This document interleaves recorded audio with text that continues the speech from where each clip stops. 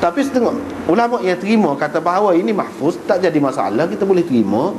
Maknanya kalau kita bebankan dia dengan sesuatu yang berat, nampak dia tak boleh fikir. Kita katalah, kita suruh dia akak peti sejuk, peti sejuk dia tak erak. Jadi kalau kita nak suruh juga, mana hamba hak tak erak tu kita tak boleh lah miliki. Kita kena jual lah, dia beli hak lain, hak gagah lah. Gitu.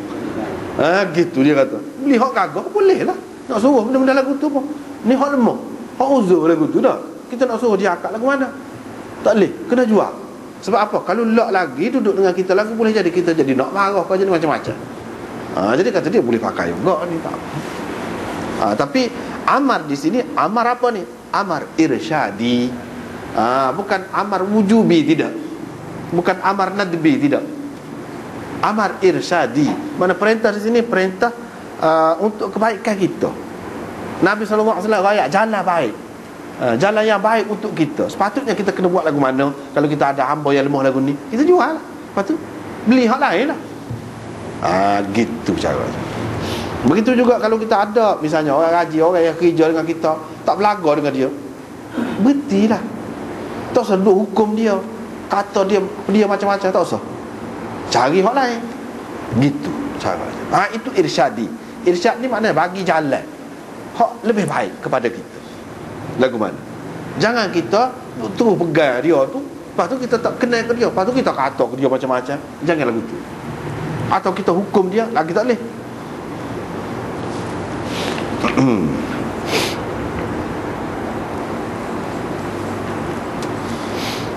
Jadi dari segi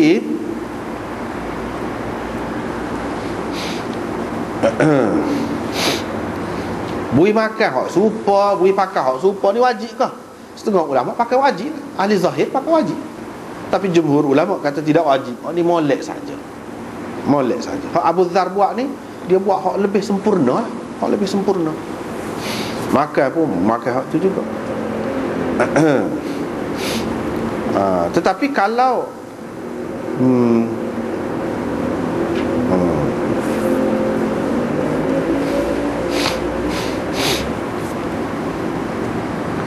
mana hak tua dia tu hanya perlu memberi sekadar hak ma'ruf lah, dengan cara yang baik, mengikut urufnya sebanyak mana, sebanyak tu, mengikut keadaan negeri dan tempat.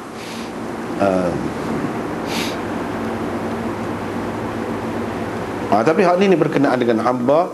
Ada hadis hak mamluk itu, mamluk satu maknanya makna hamba juga, serupa juga. Mengikut setengah ulama, mamluk itu tidak dengan makna hamba, tapi makna lebih umum lagi. Macam orang gaji, orang yang kita upah, orang yang apa-apalah, itu makna mamluk kita. Hak tu pun tak boleh juga. Kita kena buat baik dengan dia. Begitulah.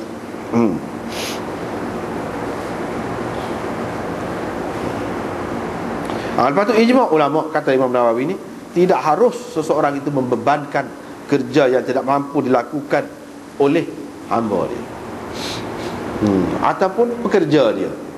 Tak boleh. Jadi kalau berdasarkan hadis hak mamluk tu akan datang, kita akan jumpa hadis hak mamluk itu mengikut setengah ulama dia tidak khusus dengan hamba. Maka di situ boleh masuk juga orang lain-lain. Orang lain-lain tu masuk pekerja ke apa, lagu tu. Dan dalam hadis itu nanti kita jumpa. Fa in kallafu, kalau dia nak suruh juga buat, dia kena tolong, supaya itulah. Lepas tu hadis Abu Dzar lagi supaya tu juga. Ni hadis lil mamluk ta'amuhu wa kiswatuhu wa la yukallafu min al-amal illa ma yutiq. Ni mamluk ini. Seseorang yang dimiliki oleh orang lain, dimiliki. Satu makna hak zahirnya hamba lah, baru milik, orang panggil milik. Jadi hak dia. Tapi setengah ulama kata mamluk di sini tidak semesti maknanya milik tubuh dia, tetapi milik apa-apalah. Dia ada hak terhadap orang itu.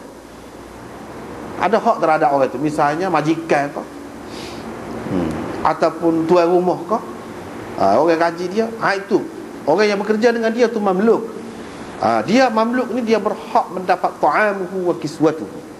makanan dan pakaian dia. Ini hak Islam bagi kepada kaum buruh. Orang panggil kaum buruh. Kaum buruh. Kalau kita pakai mengikut setengah ulama kata tu mamluk di sini dengan makna pekerja. Tak kira lah. Dengan makna pekerja. Dia berhak mendapat makanan dan pakaian, dan tidak boleh dibeban dengan kerja kecuali yang mampu dibuatnya. Tak boleh. Jadi pekerja tak boleh beban dia dengan pekerjaan yang tidak mampu dilakukannya. Karena itu dikira salah. Itu adalah hak dia. Li tu, lam, lil mamluk. Ada lam sebutir itu pada ada. Itu adalah hak dia. Dan hak ini tak kira dalam riwayat yang lain disebut bil ma'ruf, dengan cara yang baik. Bil ma'ruf, dengan cara yang baik tu mengikut uruf. Mengikut uruf ni hak setempat tu, keadaan di situ, makan, hak nak cukup makan ni setara mana, nak cukup pakai ni setara mana, nak boleh hidup dalam masyarakat tu, dalam keadaan tu setara mana, gaji tu, itu adalah hak dia. Ni kalau mengikut Islam. Bukan mengikut apa ni, permintaan, hukum permintaan dan tawaran. Tidak. Misalnya pekerja ni ramah sangat, jadi oleh kerana nak kerja belaka, boleh gaji murah pun tak apa. Murah tu murah, sehingga tidak dapat memenuhi keperluan hidup dia.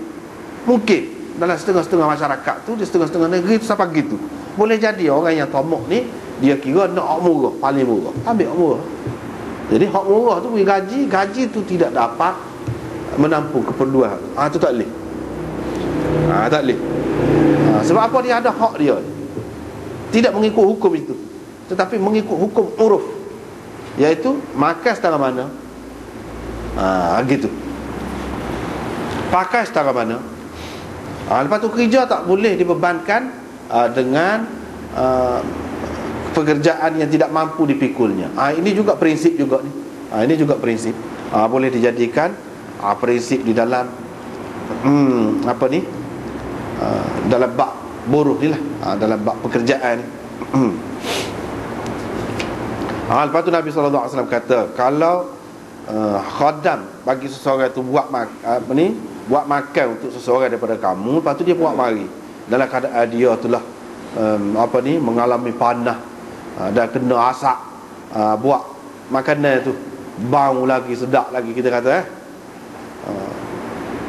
biarlah dia duduk bersama dengannya dan biar dia makan.